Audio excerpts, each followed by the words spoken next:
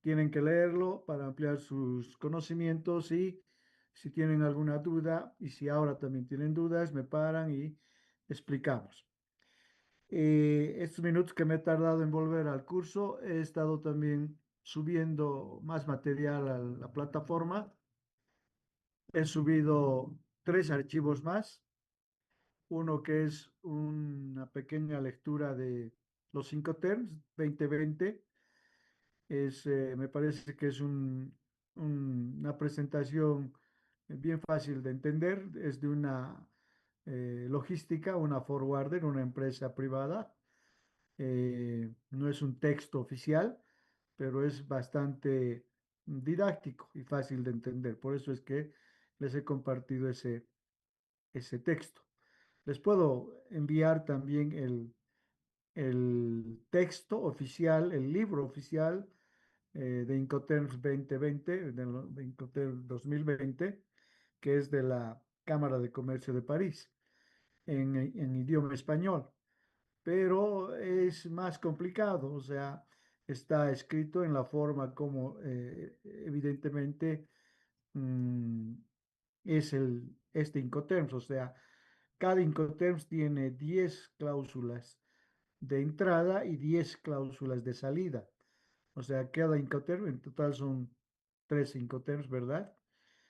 Eh, no, 11 Incoterms. Cada Incoterms tiene 20 cláusulas.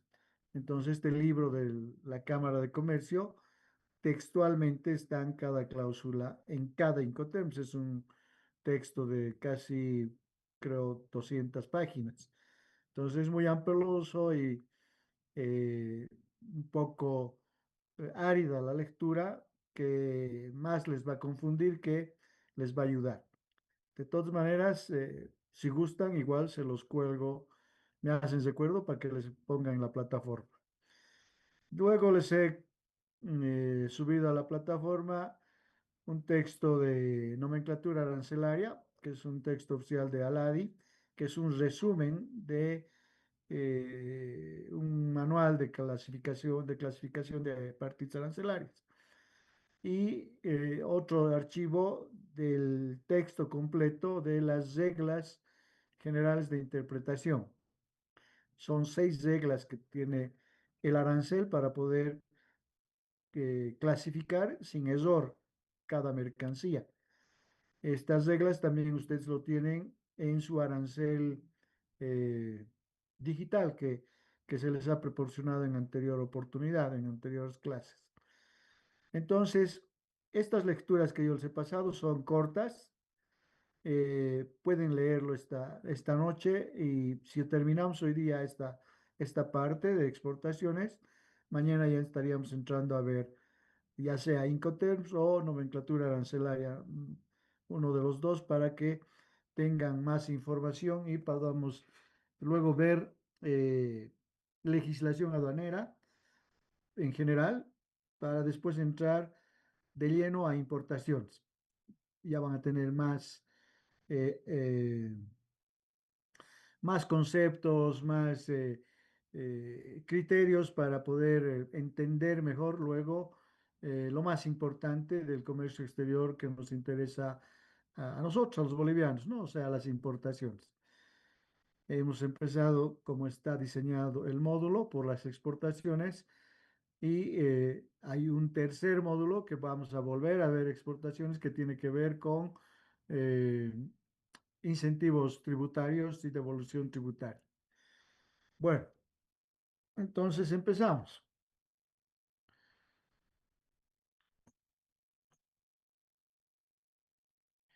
Este entonces es, como les decía, la estructura de ese reglamento que tienen ustedes ya en su plataforma.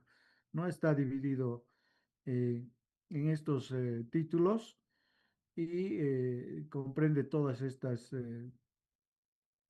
subtítulos, ¿no?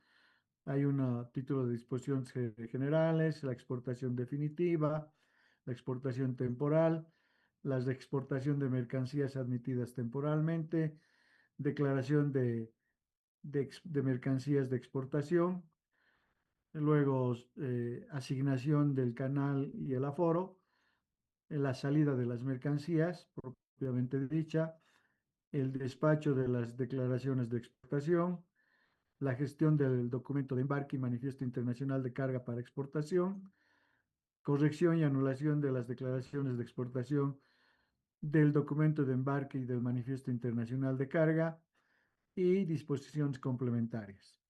Vamos a desglosar cada uno de esos capítulos o títulos. Entonces, empezando por el principio, este reglamento tiene el objetivo general de establecer los requisitos y formalidades para el despacho aduanero y la salida de mercancías sujetas a los regímenes de exportación. Hay dos tipos de regímenes de exportación. Hay un régimen de exportación definitiva, que consiste en que la mercancía que va a salir afuera se va a quedar definitivamente, y el otro régimen de exportación se llama régimen de exportación temporal. Son varios. Uno de ellos es el régimen de exportación temporal para perfeccionamiento pasivo, y el otro, también vamos a ver su exportación de estas mercancías que han sido exportadas temporalmente y cómo se hace su retorno, ¿no? Cuando se vuelven al país. Cuando lleguemos al punto vamos a ampliar, obviamente.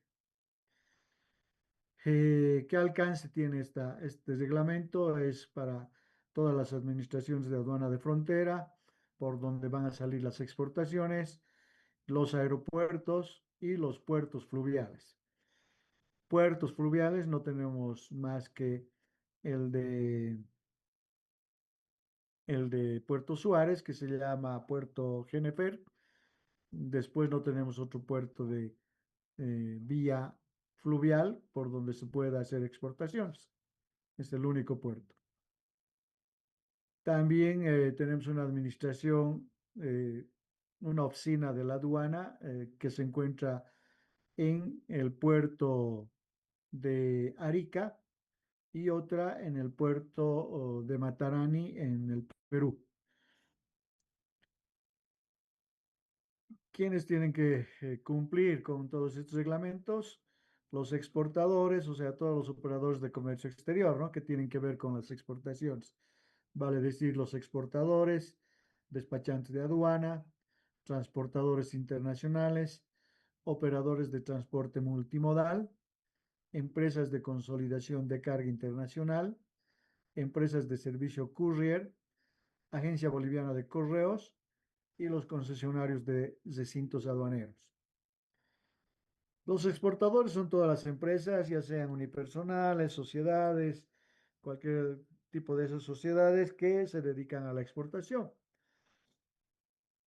Los despachantes de aduana son eh, operadores de comercio exterior que a requerimiento de algún exportador realiza la declaración de exportación por cuenta del exportador, porque un despachante de aduana por cuenta propia y bajo para su interés, si vale el término personal o de su empresa, no puede realizar exportaciones. Los despachantes de aduana estamos prohibidos hacer importaciones y exportaciones para nuestras empresas o para nuestro interés personal.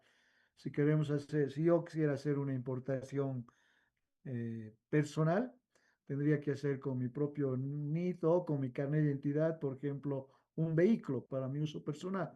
Eso sí estoy permitido, pero otro tipo de importaciones para mi empresa, por ejemplo, para la agencia despachante, no puedo, estoy prohibido. Tendría que pedir permiso especial a la aduana nacional para que me permita hacer una importación o exportación para interés propio. Pero sí podemos hacer por cuenta de terceros. En este caso, para los exportadores que soliciten nuestros servicios.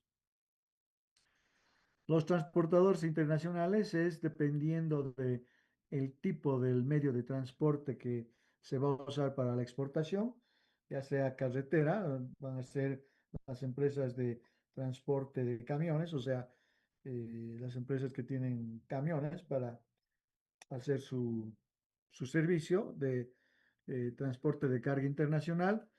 que también tienen autorización tanto del ministerio, del Viceministerio de Transportes como eh, autorización y registro en la aduana.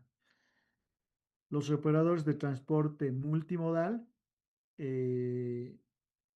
no solo, o sea, se dedican a el transporte de varios, de dos o más medios de transporte. Les estaba diciendo que pueden ser uno camiones, otro pueden ser vía aérea, los transportes, las empresas autorizadas para transportar carga internacional aérea, vía fluvial, eh, eh, por medio de barcazas o barcos pequeños, en este caso de Bolivia, y luego puede ser también vía férrea. En el caso de operadores de transporte multimodal, intervienen dos o más medios de transporte. Puede ser carretero y marítimo, carretero aéreo, aéreo marítimo, o sea, combinado, o va o más, ¿no? Entonces, hay operadores de transporte multimodal que se dedican a este servicio.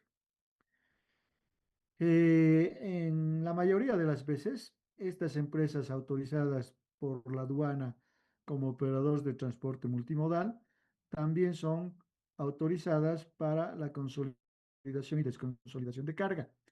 Son los que conocemos comúnmente acá en nuestro medio como forwarders, que no es más otra cosa que un intermediario entre las empresas que tienen el servicio de transporte, vale decir, navieras, empresas que tienen camiones o la empresa de transporte aéreo, por decir el BOA o el TAP, eh, no es más que otra cosa que son intermediarios de estos servicios que le brindan al importador o al exportador, que están autorizados para consolidar y desconsolidar carga. ¿Qué significa eso? Consolidar significa que muchas de las veces, especialmente cuando uno está empezando a importar o exportar, no logra completar una carga, su carga para un contenedor completo, ya sea este contenedor grande de 40 pies o el contenedor de 20, que es justamente la mitad de ese contenedor de 40. Para que los que no conozcan de lo que estoy hablando con estos números, gráficamente me estoy refiriendo a los contenedores grandes, son los que ocupan un camión completo, o sea, está en la, en la carrocería, atrás en la plataforma de un camión, todo el contenedor, ese es el contenedor grande que es que se llama de 40 pies. Y justamente la mitad del tamaño de eso es un contenedor de 20. Entonces, se aconseja para hacer el negocio de importación o exportación, juntar la carga completa, por lo menos para un contenedor de 20 pies, porque eh, primero por la seguridad, porque cuando se hace de esta forma, eh, viene el contenedor cerrado con la carga solamente para un importador o a la inversa sale un contenedor cerrado de un exportador. Pero cuando no se puede cumplir con ese volumen y el peso que pueda llenar un contenedor, se tiene que consolidar carga. Eso significa que obligadamente tenemos que recurrir al servicio de estos consolidadores, que son los forwarders. Ellos lo que hacen es acopiar carga, juntar carga y tomar los servicios de, por ejemplo, de la naviera. La naviera les entrega un contenedor y los consolidadores van llenando ese contenedor. Una vez que logran llenar, eh, planifican el despacho del contenedor, la salida o el ingreso o la salida del puerto de origen cuando está viniendo a Bolivia o cuando tenga que salir de exportación de Bolivia de la misma forma, ¿no? Entonces, en ese caso de consolidador, de consolidación de carga, va a haber varias cargas con varios interesados, varios dueños de las cargas. Y va a haber en ese caso varios documentos de embarque. Cuando lleguen a destino, este consolidador de carga va a desconsolidar esa carga. O sea, está autorizado en la aduana de destino a realizar la desconsolidación y a emitir partes de recepción individuales para cada propietario de carga consolidada. La otra empresa que es la empresa de servicios expreso courier es lo que conocemos como DHL, UPS y otros couriers que hacen servicio especialmente de importación, bueno, también de exportación. Son pequeños envíos que básicamente tienen que cumplir con dos parámetros. No pueden excederse de 40 kilos de peso ni $1,000 de valor FOB. O sea, son envíos pequeños, tanto en cantidad, en valor, como en peso, ¿no? Esos son los límites. 40 kilos y mm, no más de $1,000 de valor FOB. La Agencia Boliviana de Correos, alguna vez llega algún paquete por correo, todavía hay la empresa estatal, mínimamente con poquísima actividad, no como era en años anteriores cuando no había courier, y tiene poco movimiento. También yo pienso que para exportaciones tal vez alguien usa para mandar a algún familiar alguna ropa, algún alimento pequeño que tiene que caber en un paquete que no puede exceder 20 kilos. En el caso del correo es solamente 20 kilos. Y tiene otro parámetro de la dimensión del paquete. No puede exceder en total, midiendo todos sus lados, no puede ser más de 1 metro. No estoy muy seguro, voy a revisar y mañana les aclaro esta parte.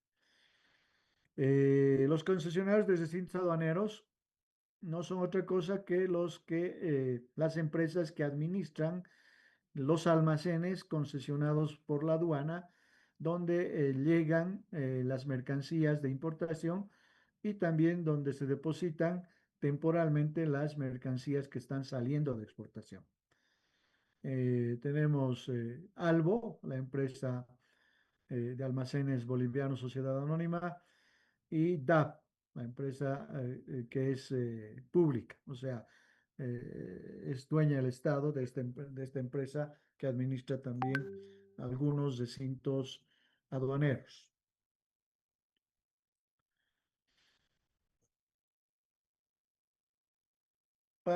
Tanto para exportar como para importar, bueno, en este caso estamos hablando de exportación, se tiene que cumplir ciertas formalidades previas.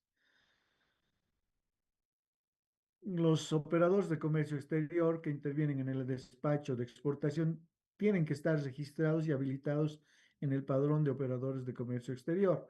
Ayer les hablaba que antes de inscribirse, registrarse, empadronarse en el sistema de la aduana que es el SUMA, así se llama el sistema aduanero, primero tenemos que sacar el NIT, ayer hemos hablado un poco.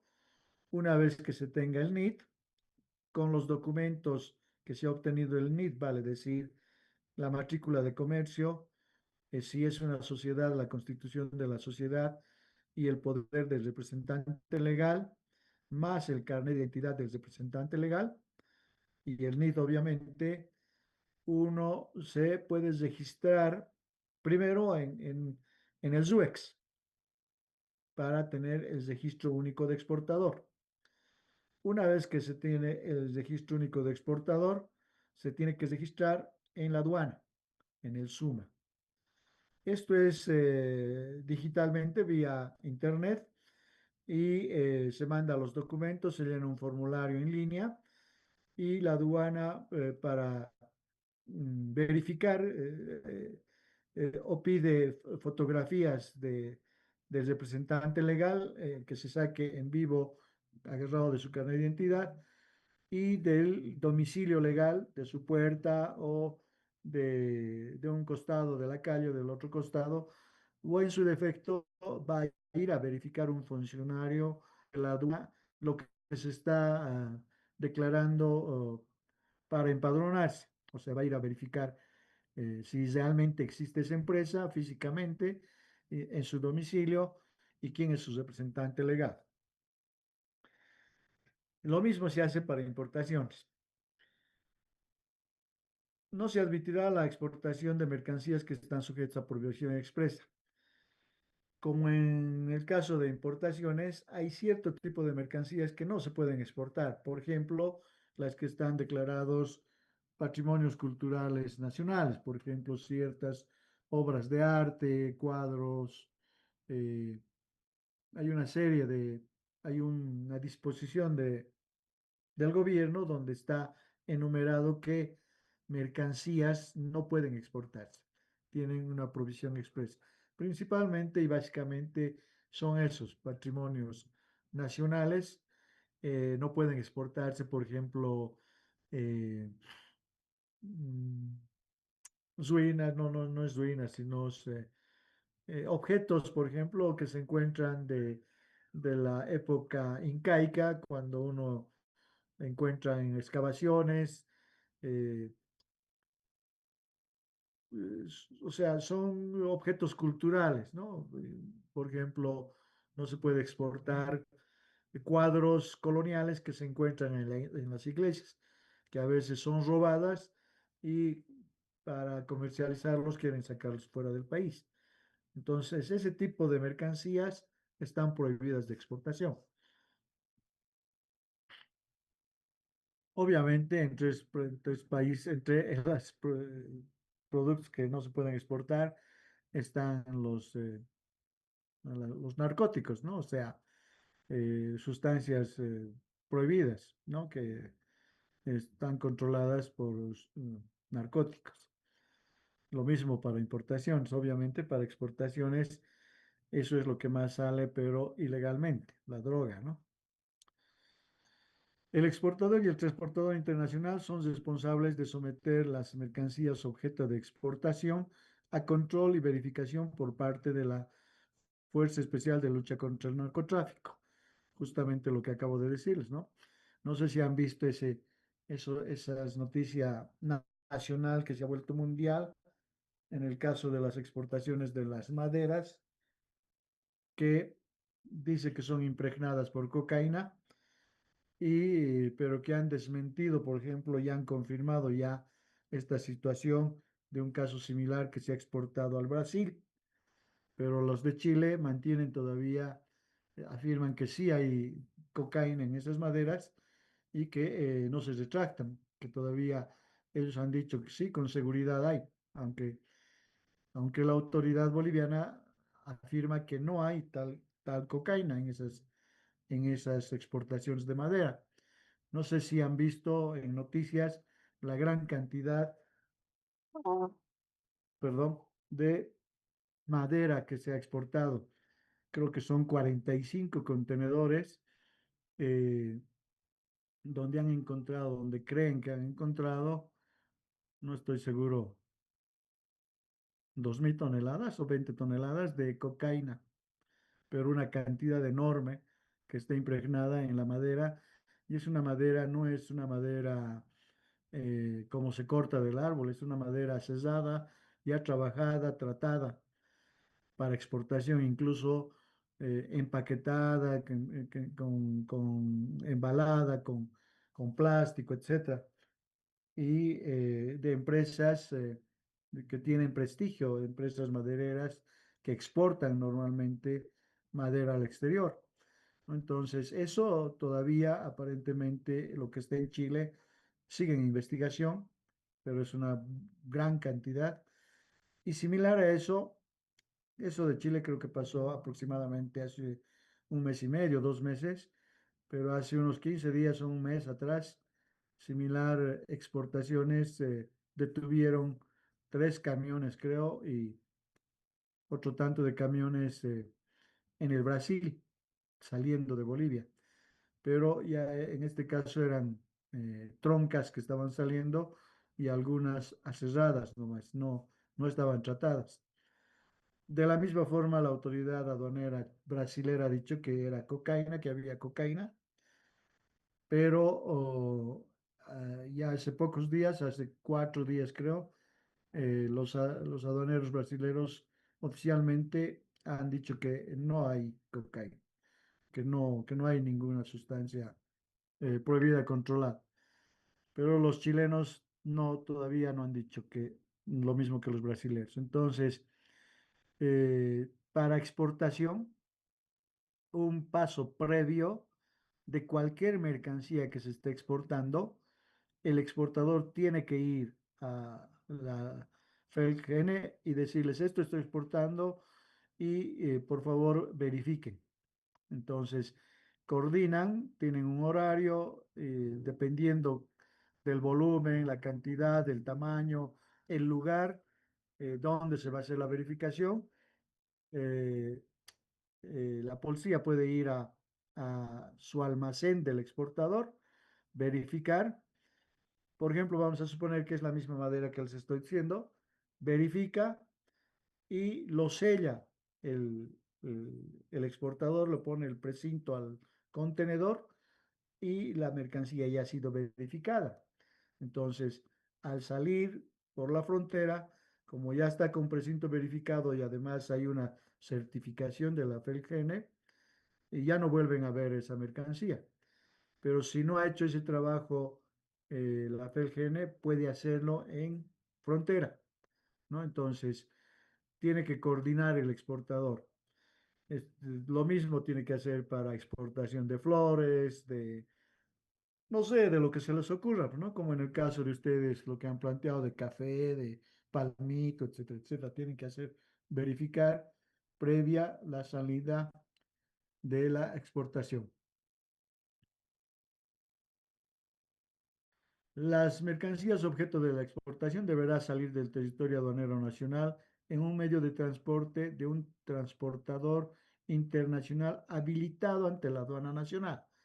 Lo que les decía, la empresa de camiones, por ejemplo, ya sea una empresa privada, una SRL, una cooperativa que tenga varios camiones que hacen el servicio de transporte internacional de carga, previamente eh, a tener este servicio, tienen que primero solicitar una autorización al Viceministerio de Transportes, que tienen que cumplir varios requisitos. Especialmente les exigen que deben cumplir con una cantidad de camiones, creo que es 2 o 3 mínimamente para un cierto volumen de transporte de carga, y dejan una garantía, una fianza, y luego recién les autorizan y la aduana les da un registro que les controla periódicamente, les da por un plazo, por decirles por un año. Entonces, cada año van renovando ante la autoridad aduanera sus permisos de transporte. Lo mismo sucede con eh, las empresas aéreas. eh, ah, Independientemente del BOA, el BOA no tiene este registro, no necesita porque es una empresa estratégica nacional, pero TAP, Transportes Aéreos Bolivianos, sí tiene este registro. Y otras empresas que se dediquen al transporte internacional de cargas, ¿no? Si hay alguna empresa fluvial, igual va a tener que tener ese permiso. Inclusive para el transporte de mm, algunas mercancías diferentes a estas, por ejemplo, electricidad, petróleo, gas, son otros medios de transporte. La electricidad va por cables, el petróleo, el gas va por tubos.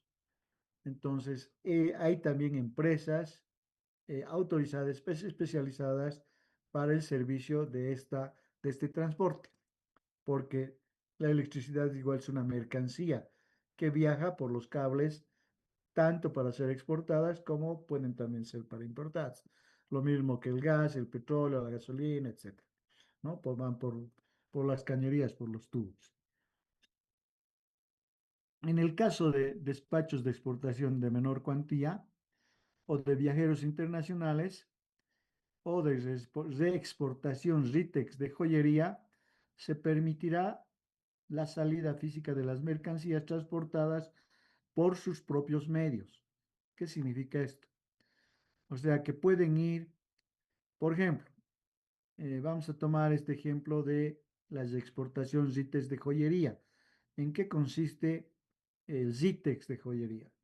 El ZITEX no es otra cosa que un régimen aduanero especial, que, que significa que quiere decir, es el régimen de admisión temporal para perfeccionamiento activo. Ese es el ZITEX, que no es otra cosa que consiste en la importación de materia prima y insumos y algunos insumos necesarios para realizar un producto final destinado a la exportación. Les voy a dar un ejemplo para que les quede más facilito que es el ZITEX. Por ejemplo, para producir eh, telas, mejor dicho, pantalones jean, ¿qué se necesita? Se necesita tela, la mezclilla, el pantalón, el jean, la tela eh, de algodón. Luego se necesita cierres, botón, hilo, ¿no ve? Con todo eso se costura y se confecciona un pantalón. Si nos vamos a dedicar a la exportación de jeans, tenemos que producir una buena cantidad para poder copar un mercado extranjero y de buena calidad. Entonces, bajo este régimen aduanero especial, podemos introducir, o sea, importar sin pagar tributos aduaneros, tela, hilo, botones y cierre por el plazo de un año, o sea, ingresa, digamos, hoy día y puede permanecer durante un año en Bolivia. De la aduana va a salir sin pagar tributos aduaneros al taller del fabricante del pantalón, va a producir los pantalones y la condición es que tiene que exportar. Cuando exporte va a ser la declaración de exportación. Ese pendiente que tenía desde el gravamen que no ha pagado al importar la tela, se cancela. O sea, al importar la tela queda por regularizar. A la aduana le queda debiendo esos tributos ese importador, exportador, productor de jean. Entonces, para cancelar eso, tiene que exportar los jeans. De esa forma se trabaja con el ZITEX. Y también hay el ZITEX para joyería. ¿Qué joyería? De oro. Entonces, ¿qué significa? Que se puede importar temporalmente oro, materia prima, oro bruto, pepitas de oro, qué sé yo, para producir joyas.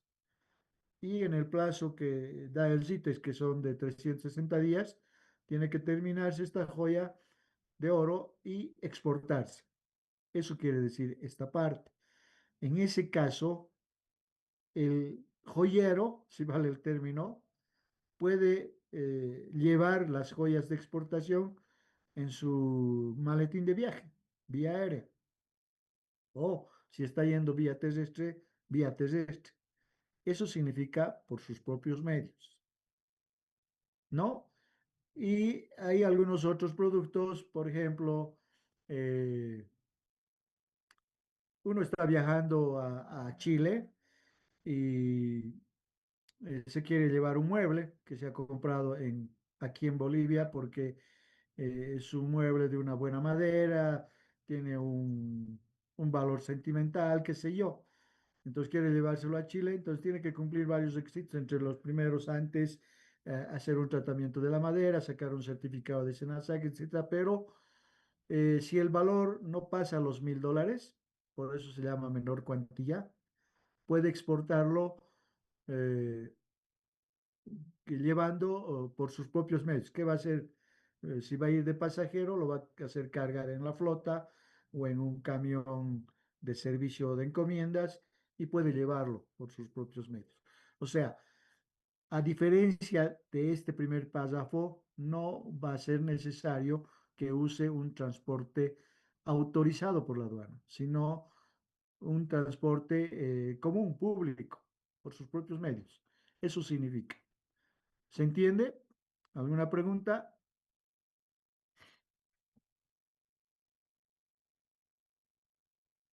Se entiende, dice. Bueno, esto es una presentación que nos muestra, me he saltado, esto era antes, no, está bien. Ayer entramos al Cenavex, ¿no? Este logo que está aquí, y esto es un formulario para llenar un registro en la plataforma Taipi. Les soy sincero, la verdad, no he hecho nunca este llenado, no sé exactamente para qué sirve. Ayer anoche ha entrado alguien, ha podido ver a alguien en qué consiste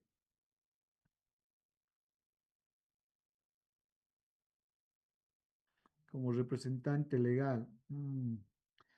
Bueno, esto debe ser para registrarse en el RUEX. Este formulario debe ser para el llenado del representante legal de la empresa de exportaciones. Licenciado, hasta donde lo he leído, el TAIPI, si no me equivoco, digamos, era un requisito, digamos, obligatorio, donde, digamos, como tú como empresa tenías que sí o sí tramitar esto para que, digamos, puedas obtener el certificado de origen. O sea, sí o sí tenías que llenar ese formulario para eso. Debe mantenerse entonces, antes de hacer la declaración jurada de origen, eh, seguramente es obligatorio registrarse en esta plataforma para que tenga control Cenavex, porque para que emita Cenavex el certificado de origen, previamente se tiene que hacer una declaración jurada de que esa mercancía que se quiere exportar y se quiere obtener certificado de origen, realmente cumpla las reglas de origen. Además, se tiene que mencionar cuál de las reglas aplica para cumplir origen. A ver si vamos a tener algo de oportunidad para ver un poquito más de profundidad las reglas y normas de origen. Pero sí debe ser evidentemente para cumplir esos requisitos.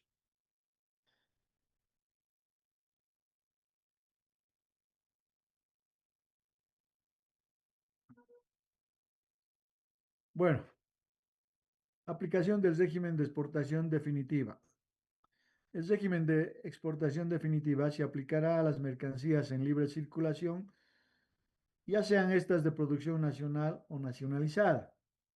¿Qué significa eso? O sea, que no necesariamente tenemos que exportar café, palmito, arroz, etcétera, etcétera, que vamos a producir nosotros.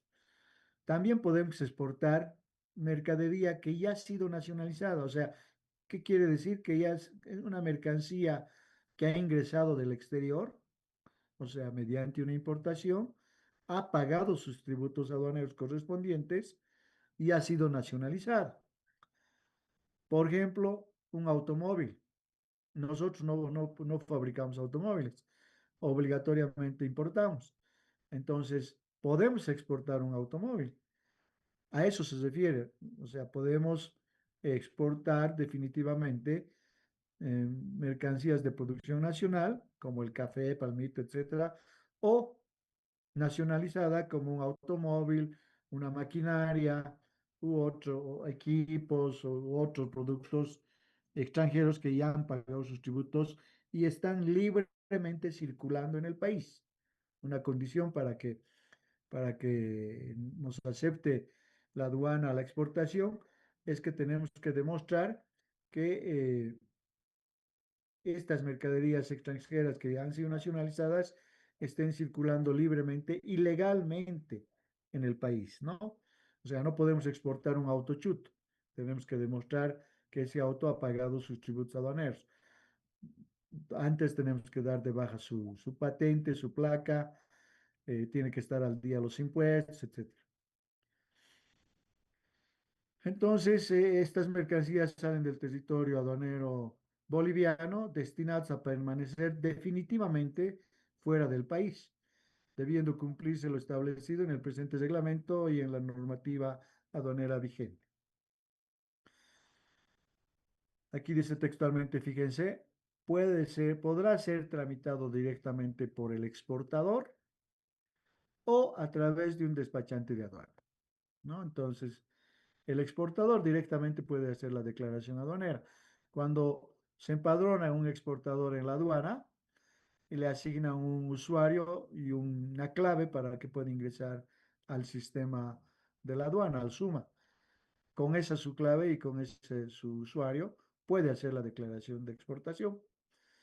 En la práctica, muchos agentes de, no muchos, algunos despachantes de aduana le hacen el servicio a exportadores usando ese su usuario del exportador, como si estuviera haciendo la declaración de exportación el exportador, ¿no? Porque un despachante de aduana, por ejemplo, los de Cochabamba, los despachantes de aduana de Cochabamba, por no tener frontera, no tenemos usuario para hacer exportación, a no ser que sea vía aérea.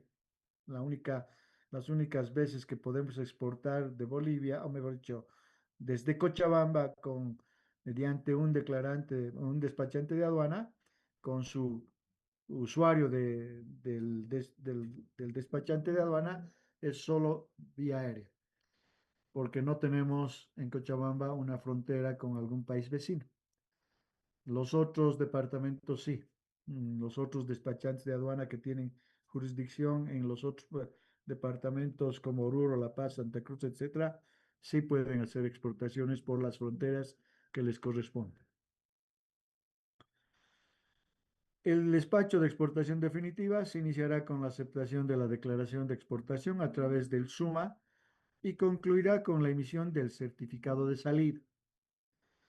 O sea, una vez que se ha hecho toda la gestión que vamos a ir viendo, el último paso es, ya sale la mercadería físicamente de exportación y el sistema informático, el SUMA, emite un documento que se llama certificado de salida, donde está señalando que quién es el exportador, qué mercancía ha sido exportada, quién es el consignatario en el exterior, cuánto de esa mercancía ha salido, con qué peso y por qué aduana sale, con qué valor.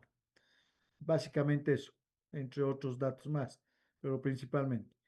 Entonces, ese documento prueba que esa exportación ha sido legalmente exportada, esa mercancía ha sido legalmente exportada. Porque de la misma forma que hay contrabando en la importación, hay bastante contrabando en exportaciones. Tenemos contrabando de combustibles, de gas, de alimentos, especialmente al Perú. Y han visto la última noticia de las ciento, ¿cuántas toneladas de oro vía aérea por Viru Viru? Más de 100 toneladas, ¿no? No me No, acuerdo. no, son 189 kilos, creo. Ah, perdón, perdón. Sí, sí, sí, sí. Menos de 200 kilos. Sí, en 4 maletas, ¿no? Virtualmente eso es un contrabando, porque no han hecho la declaración de exportación y estaban pretendiendo extraer, sacar del país sin cumplir las formalidades de exportación, aunque hubiesen tenido lo que, por lo que les han pillado es el sello de Senarecon.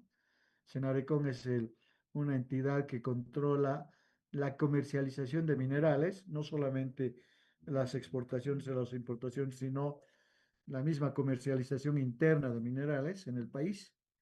Y ellos le autorizan a un exportador cualquier mineral que exporte previo pago de una regalía. En el caso del oro, tiene que pagar la regalía del 4% del valor. No es, no es nada.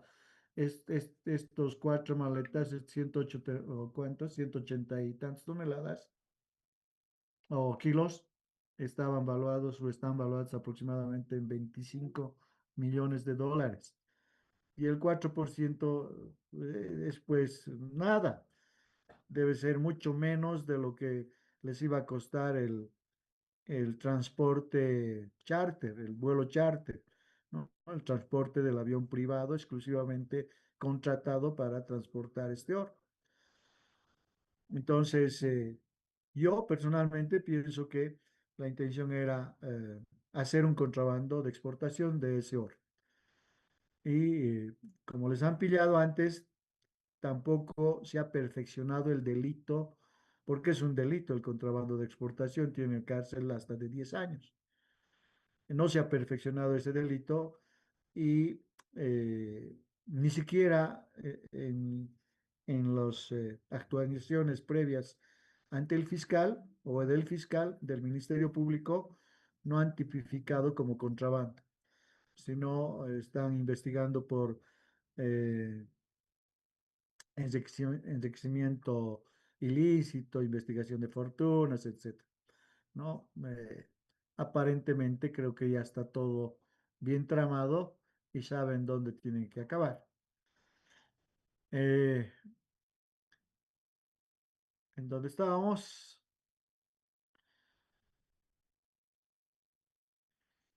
Eh, Estábamos aquí. El 3, sí. El despacho de exportación definitiva se iniciará con la aceptación de la declaración de exportación a través del SUMA. Ya hemos hablado del certificado de origen, ¿no? Entonces, igual en ese caso del oro, si iba a hacer la declaración de exportación, se iba a ir el avión charter, pero antes ahí en la aduana tenía que haberse emitido el certificado de salida. Y ese documento iba a probar que esa exportación era legal. No tienen mucho menos no tienen ese documento porque no tienen la declaración de exportación. No han hecho la declaración de exportación. Simplemente han presentado un documento falso que tenía un sello de Senarec falso. Por eso es donde les han pillado. Y creo que ha sido inclusive una alerta del piloto del avión que estaba haciendo el servicio. En otras palabras, ha ido y les ha dicho, voy a llevar oro, están controlando por si acaso yo no quiero tener problemas. Y a partir de ahí sí ha sido la preocupación, etcétera, lo que habría pasado en el aeropuerto a las 3 de la mañana. Creo que pocos saben realmente lo que ha sucedido. Bueno, respecto a los plazos, tenemos que la exportación, la mercancía amparada en una DEX, podrá ser embarcada de forma parcial o total en uno o varios medios o unidades de transporte, siempre y cuando la exportación definitiva se realiza bajo el mismo modo de transporte. O sea, por decirles, vamos a exportar eh, 2.000, no, poco es 2.000, 200.000 toneladas de soya. Es una cantidad enorme que, no sé, diríamos van a ir en 40 camiones. No es necesario hacer 40 declaraciones de exportación, una para cada camión, para que pase la frontera con su declaración de exportación. No, se hace una sola declaración de exportación, se presenta todo eso a la aduana y en la primera salida del camión se hace el control. Y luego en la aduana de salida van controlando las cantidades, cuánto va saliendo. Hasta esos son parciales. Solamente se controlan de esa forma los parciales, las salidas parciales, con la declaración inicial por el total. Y al salir el último camión, se controla que se está concluyendo, se está completando toda la carga de exportación y se cierra esos parciales. Y se termina recién ahí la exportación y se hace el certificado de salida. Eso puede durar hasta, no sé, 6 meses, tal vez más tiempo, ¿no? Esa cantidad de exportación de soya. Eso realmente sucede, como les estoy diciendo, porque eh, es de esa forma que se controla en la aduana de frontera de salida. Si bien dice aquí La exportación deberá realizarse en un plazo de 60 días, computables a partir de la fecha de aceptación de la DEX, caso que podrá ser ampliado por la Administración Aduanera a solicitud justificada del declarante antes de su vencimiento, siendo otorgado a través del SUMA por única vez y por otros 60 días. Entonces, estos plazos tienen que tomar en cuenta muy bien en ese ejemplo que les daba de la soya, que tienen que terminar de exportar máximo en 120 días. No, no pueden pasarse ese plazo. Si es esa cantidad enorme que les he dicho, tienen que salir todos los días, si es posible, los camiones para que puedan alcanzar a cumplir con este plazo.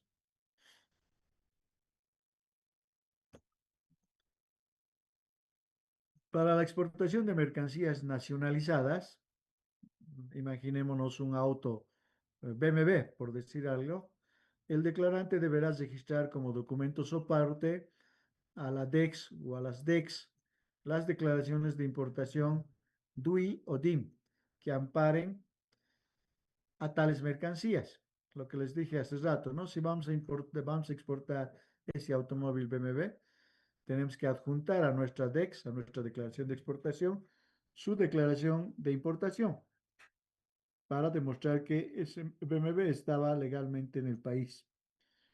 De forma excepcional, en casos debidamente justificados, por los cuales no se disponga de la declaración de importación, se deberá presentar la declaración se deberá presentar la declaración jurada de inexistencia de los documentos anteriores, adjuntando a la DEX o DEX, o sea, si son varias declaraciones de exportación, eso quiere decir DEX, con S al final, uno de los siguientes documentos. Factura comercial de compra local, por ejemplo, si ese BMW yo lo he comprado hace 30 años o hace 50 años y ya no tengo la póliza de importación porque en esa época se llamaba póliza de importación, puedo presentar la factura que he pagado a la empresa importadora por cuando he comprado esa mercancía. En el ejemplo del vehículo BMW, la factura que he comprado el vehículo, la factura comercial, así sea de 30 años. O también se puede presentar, puede ser que no tenga, ¿no? Pues tanto tiempo ha pasado, no lo tengo. Entonces, puedo presentar también, dice, los estados financieros de la empresa en la que figura la mercancía a exportarse. Si ese BMW ha sido comprado por una empresa para su uso de la empresa, entonces, cuando ha sido adquirido por la empresa, ha tenido que ingresar contablemente como un activo a su empresa. Ese registro tienen que tenerlo. Contablemente un vehículo se deprecia en 5 años. En 5 años se ha depreciado todo el valor y le han dado de baja, pero queda todo ese tiempo registrado en la empresa. Las compras de combustible, sus facturas, etcétera. O sea, todos los documentos que puedan demostrar que legalmente ha sido adquirido ese BMW, se lleva a la aduana y se le demuestra. Y la aduana tiene que aceptar, ¿no? Especialmente los estados financieros de la empresa, no hay donde perderse, o sea, uno no puede declarar que tiene un BMW en su empresa comprado para su uso sin tenerlo, ¿no? Entonces, es una prueba suficiente para demostrar. Y en el caso de otros tipos de mercaderías, con mayor razón. Por ejemplo, un tomógrafo, diremos, de un hospital. ¿No? Posiblemente no tengan la póliza de importación, la declaración de importación, pero tengan de dónde han comprado. O si lo han importado directamente, ya no tengan la importación, lo han perdido, pero contablemente tienen el registro del año cuando han importado. Entonces, ese estado financiero de ese año llevan a la aduana, se presenta y nos dan curso para aceptarnos la declaración de ese tomógrafo que puede estar saliendo a ser reparado, digamos, al exterior. Aquí está una normativa específicamente para los vehículos, como les decía, del BMW. En el caso de vehículos automotores nacionalizados, dice el declarante deberá consignar y registrar como documento soporte al ADEX lo siguiente: declaración de mercancías de importación u otro documento equivalente que ampare la legal importación del vehículo automotor, documento que certifique la inexistencia de deudas tributarias y la entrega de placas emitido por el gobierno municipal donde se encuentre registrado el vehículo automotor, documento que acredite el derecho propietario del exportador sobre el vehículo automotor. Ese es el ZUAT.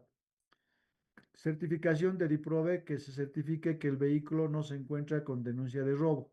Hay que ir a DIPROVE y sacar un certificado previamente. DIPROVE te va a pedir un calco o eh, es como una impresión en un papel del número de chasis y número de motor del vehículo. Y recién te va a emitir el certificado DIPROVE. De constatarse que un vehículo automotor que pretende ser exportado no ingresó legalmente al país, no se dará curso al trámite y la administración aduanera procederá a emitir el acta de intervención correspondiente conforme a la normativa vigente. ¿Cuál va a ser ese acta de intervención? Va a ser un acta de intervención por contrabando. O sea, van a iniciarle un proceso por contrabando al propietario de ese vehículo que ha querido exportar y que no puede demostrar legalmente su internación al país. ¿Tienen alguna pregunta hasta aquí?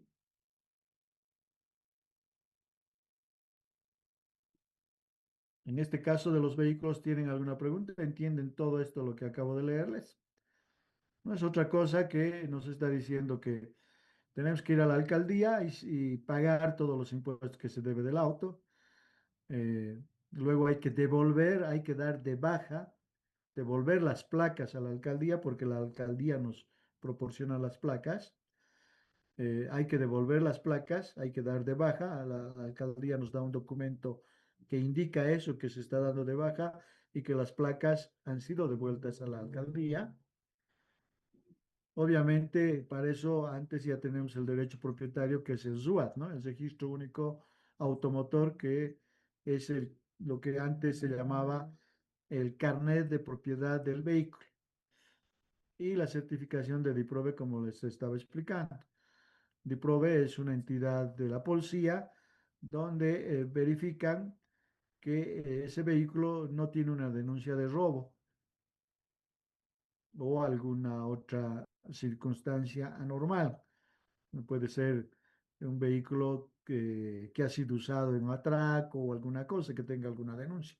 Entonces la policía no te va a emitir este certificado mientras no se aclare eso. O sea, para eso hay que llevar el vehículo a la policía que está en Diprove. Diprove está al norte de Cochabamba, por el ingreso al Parque Tunari, eh, al final de, no sé qué avenida es, La Pando, la Villarruel, qué sé yo. Y ahí es donde verifican el número de chasis, sacan una impresión y ven en su sistema si tienen alguna denuncia de robo o no. Vayamos a saber si evidentemente tienen alguna base de datos o no. Entonces, cumplidos esas formalidades, de 100 se puede iniciar el trámite de exportación de un automóvil. Vamos a quedar aquí. Hasta este momento, si no hay preguntas, quedamos aquí.